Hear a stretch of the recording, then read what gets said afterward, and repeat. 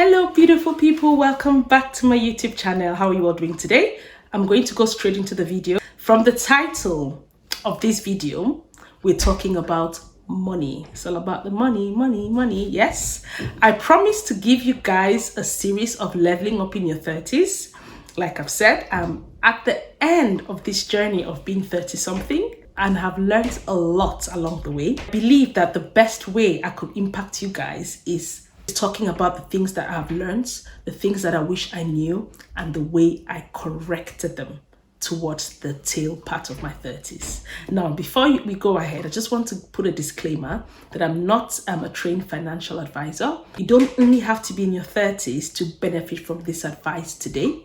But one thing I know for a fact is that the lessons that I learned the hardest came in most recently. And to put some context, without this being a brag video, I managed to save almost £60,000 in the space of 4 years, and I paid off my government help to buy scheme. When I say I'm in a joint family unit.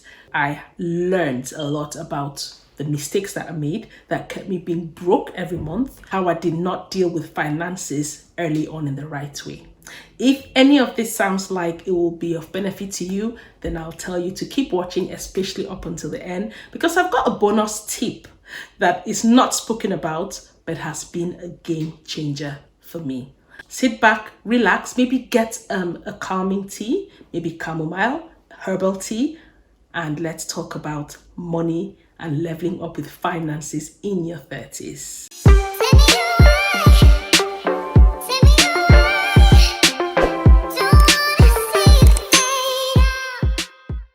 So before I start, I want to just say this. We all know that when you're younger, talking about money seems to be a taboo topic. It's just not spoken about. It's like the elephant in the room. And I don't understand why. When you're younger, you just feel like, I don't want to talk about money, investment, income, savings. What you want to do is you've traveled across probably all 7 continents on earth. You've bought the most lavish designer stuff. You've engaged in the most lavish parties. You've done it all. You have all the newest gadgets. You know all the iPhone release dates, PlayStations, everything. If you love your shoes, you've had your lobes, you've had the luxuries, because money did not seem like a topic that directly concerned you. But once you start heading into 30, those difficult conversations come up. And the biggest is a home. Because that'll be the most important and the most expensive purchase that you'll ever make. In the UK and around the world, the average age to buy homes, it used to be as low as 29 in the 90s. It's about 32, 33. So this video is directly apt, because when you get to that age, those decisions start coming up because you probably saved up. So this video is so important, even if you're in your 20s, to start learning about the importance of how to get to the point where you own your first home. And how do you do that? You have to have the right money mindset. And this is what this video is about. Talk about myself. I bought my home about 33 when I bought my first home, which was average time in the UK. But you have to add I'm an immigrant, so most times it takes us longer, so it's never too late. The things that I want to talk about today are the points that I learned, the things that did not only help me to achieve my goal, but has helped me to pay off an enormous amount of loans and be debt-free before I was 40, which was my goal, and I'm almost there. First things first, you need to learn the biggest lesson I ever learned is to have a goal. This might sound so cliche, and I don't really care about the cliches out there, but having a goal is not just a financial goal. It's a goal that you want to achieve. Your goal is never to say, oh, I have £10,000 in my bank or 100,000. No, the goal is your life. What do you want to achieve?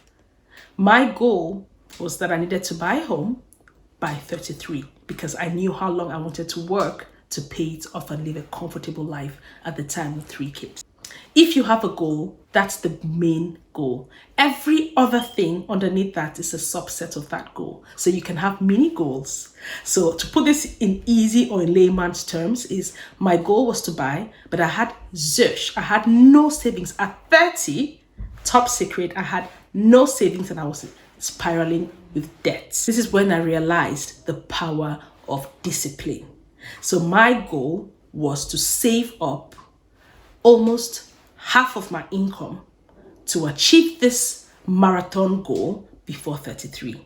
So the way I did it is I knew monthly what my target was. And this tip I want to share now is most banks have online apps, and these apps actually have facilities where you can set your savings goal and then you see it every month. With NatWest, which I've banked for years, there is a savings goal that you can set. It could be five years goal. To be more realistic, you can say in 5 years you want to have saved, say, £20,000 deposit to your home. Every month, when you put in £500 in your savings account, it reduces that total, and you can calculate it for you in advance and tell you how much you have to save each month. I'm talking about a goal first, because once you have a goal and a savings target, everything else I'll talk about in this video will fall in place, because it will determine how much you have to spend. Because it'll go to my next point of anything that you spend out of your necessities a month is after you've saved, if you have a goal. And this brings me to the meaning of a need and a want. We all need all sorts, right? What you need and what you want in life are completely opposite, but we use the word very, very loosely and interchangeably half the time. Right now, I want a new car. It's not a secret. I got rid of my car 2 years ago when we had COVID, and we all like a family have one car. But I really want a luxurious car, but I'm not getting it, because I don't need it. I need a car to take me from A to B, and we have one. This is what the biggest lesson that I learned during COVID is. I started differentiating the necessities, the essentials, the luxuries, the ostentatious goods, and the damn needed wants. Once you establish this, you'll make a lot of decisions that are in line with your goals. The next thing that helped me, and I talked about this, and it seemed that it was impossible. I don't make any sort of purchases over £30 at the first thought of it. No. If I need something, or I don't know if it's a need or a want, I'll give myself some time to think about it, which is in line with impulse buying. Impulse buying is one of the biggest problems that young people face. It's very common. We all have done it. I've gone out once impulsively and bought myself a car. These are the lessons I learned when I was younger. I just hope that if you're watching, you can correct them before you do them. Anything over £30, you need to rethink it. And if you rethink it and you still need it, then you can budget it for the next month. Don't just go and impulse buy. Anything less than £30, I can do it. Another tip that I learned to help me achieve my goals quicker is whatever amount you have a month to use as your spending money. What is spending money? Once you've paid off all your bills, your rents, those are things that you cannot live without paying. They come in line. If you're living at home, then thank your parents and stay at home longer. Stay at home longer and save up for your first home. This is advice nobody will tell you. Your parents will be thinking the same. They'll tell you the same, but you would not listen because you want the baby girl lifestyle. But I'll talk about that another day. But for now, if you have these bills you need to pay, your rent, your electricity, your gas, broadband, all of that, that is separate. Once you've paid that, you've saved up whatever you have for your running cost a month. The running cost could be your transport to work, feeding, and miscellaneous. I learned to withdraw it in cash. If you're abroad, you know what I mean. It's so easy to walk into the shop and buy yourself a pair of shoes for £1,000 with a credit card. We all have done it. Try and move £1,000 and buy yourself those Louis Vuitton shoes. You will not do it. You'll count the money and you'll be crying, literally crying. Always think that if I was giving cash, will I spend this money? So what I learned to do is, if my running capital for my home is £500, I'll put them in envelopes. So this cash envelope system is so outdated, but it's worked. Because before I spend a penny, before I actually take the money out, the pinch is a lot deeper, the pain is deeper. And then I realized that most months, I actually still have some money left because I have not been as frivolous with money because I'm using cash. And then the next month, I'll just withdraw less, and then my savings goals improved. Even if I use the money all, I'm a lot more thorough and discover that when you're paying cash, you're less prone to buying what you don't need. So try this tip. Let's talk about the mindset now.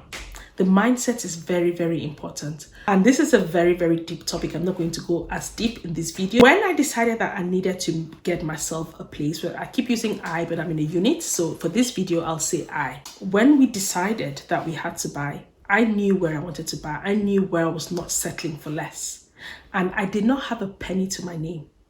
But I visioned, I pictured, I looked, I imagined, and I meditated and saw my dream home. I knew my dream home had to be at least a 3 or 4 bedroom house. I knew it had to be in an area that was very, very decent. And I found somewhere, and I'll drive, come there, look at it, and I say, oh, I'll get my house around here, and I'll laugh to myself. I wouldn't even tell my husband, because I knew he would think you're a dreamer. We're not there yet. And lo and behold, I did that for 2 years, and I finally had the courage to bring my husband to the site. And he said, I love it. I really love it. I said, can we go and ask? And I did the inquiries. And they said they will release homes in a year. And that was the year. Every day that year, I kept picturing myself in that development. And today I live here, and I've lived here for 5 years. And now that I'm ready to move on, maybe to a bigger place, I have been visioning the place, meditating. I know that the universe is abundant, and we all can achieve what we want if we have the right mindsets.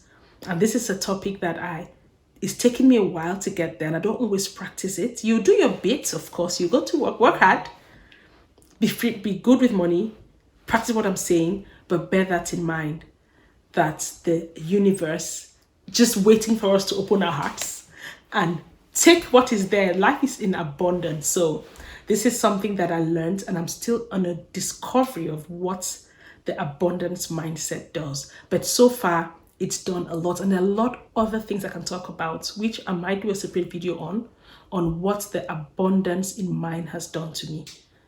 Yes. If you hear about people that have incurred the most debts and have messed themselves up, is credit. Credit in this part of the world, in a capitalist economy, is the devil. And my belief, old school, accept it or not, is that half of these credit companies, they don't do it because they love you or because they are stupid. They know what they get out of you. You get a very good deal, especially if you've got your credit built up and you have 12 months interest-free loans. And that 12 months feels like 12 years because you're thinking, I need this now. In 12 months, I'll be rich. And you find yourself taking one credit card after the next, but you're forgetting that you're paying the minimum amount. But those 12 months creep up fast. If your income does not change, how do you expect that that same lifestyle, which is being fueled by credits, is substantial long term? In simple words, don't buy anything if you cannot afford it with your own money. Don't have store cards in every store you go to. Do that strategically if you know that you can pay it off. A good example is having one credit card. Most people do that now. That credit card is there to build your credit and is to get yourself to be much more credible with lending companies and lending agencies so that you can actually have credit and not use it. You can spend maybe 200, 300, 400 pounds a month or dollars a month and pay that off. That builds your credit. Don't go for the scam of having store cards and credit cards because you need this, you need that. That lifestyle, you're not ready to fully think about this. If you cannot afford a brand new car, you cannot afford it with credit. There'll be a time when you're older. That is, this video is really, really crucial when we're younger, because the richest people or the wealthiest people are retired. And you can get the best cars. Or once you've paid off certain massive debt loans, you have your home, you've stayed in your home for a while, you've built equity in your home, and then you can decide to treat yourself to that. Don't go buying things using credit. You cannot afford it, sister. So let's not get ourselves involved in it. It's just no need for that. The next very important point I'll talk about now is comparison. This is for people who are younger, because when you're older like me, you go past all of that. These things don't mean anything. You believe that having a new car, buying the most trendy shoes, going to the most exotic destinations, having the most exotic parties defines you. It does not define you. Don't compare yourself with others. You are on your own lane. And the worst thing is people used to compare themselves with reality before. But what makes it even more ridiculous is that we're comparing ourselves with unrealistic stuff because we compare with what we see on the internet. And that is the biggest scam, in my opinion. if you carry on doing this, you will not only find yourself in debt that you cannot believe, you find yourself depressed because you realize that everybody was on this scam except you. So don't believe the Instagram lifestyle. Don't believe the baby girl lifestyle, because if and when you can afford that lifestyle, it will be normal and it would not define you. It only defines you because you're not there yet naturally. So let nature do its course. And the last thing that I'll talk about today, having a stable income always helps. Some of you might not agree with this point. You might just say that if you have this goal, go and contract with money fast. That's all good. But think as well about the fact that if you've not bought your home, you really want to be in a stable environment. It was so tempting for me to look left, look right, but I thought I have a family that depends on me. I have a unit. So I did a lot of the decisions I made was for my family as a whole. And these decisions were never selfish. Sometimes earning a lot of unrealistic money with contract jobs, once you decide to settle, because you need to eventually when you have a family, perhaps if you're looking to, you'll find that you live above your means. If you've contracted, please leave a comment. You'll find that if you're working, the money still always feels like peanuts because you've been so used to the real world. Do that maybe in your late 40s when your kids have left home, or when you're younger. But when you're in 30, that's a critical age. This decade is what defines you in so many aspects. So this is just a bonus point that consider when you're looking for this your next job, that maybe you can look for a job that might not earn you 6 figures. It's not low, but it's a job that gives you the stability you need. That stable mindset is good for a family unit, and it shows maturity. And then you start spending realistic wages, not wages of a contractor perhaps. I could keep going on these points because I have a passion, and I'm so proud, even if I say it myself, of where I am today and where I was 10 years ago or even 5 years ago. And I'll keep impacting this series of leveling up in your 30s. And after I've said everything I've said, although money, finances, income, and everything I've talked about today is important, what is most important is you. Money doesn't define you. It doesn't find happiness. What you need to realize, the people around you is what makes you happy. And that is why the friends that you keep are very important. So if you want to find out about friendship in your 30s, watch the video I'm going to just pin up there about now. Next series will be about relationships, romantic relationships. I cannot wait to share that with you guys. I hope that you found this video helpful. If you want a part B of this, please let me know. If you want to find out specifically about savings and how I achieved what I did, or anything about mortgaging and all of that is something I talk about a lot and I love to help, let me know and I'll do something geared at that. But I might do a part B on how to stop being broke every month and the bad money habits that I picked along the way. Thanks very much, and I'll see you in my next video. Till then, thank you very much for watching. Love you guys. I don't take you for granted. Bye-bye.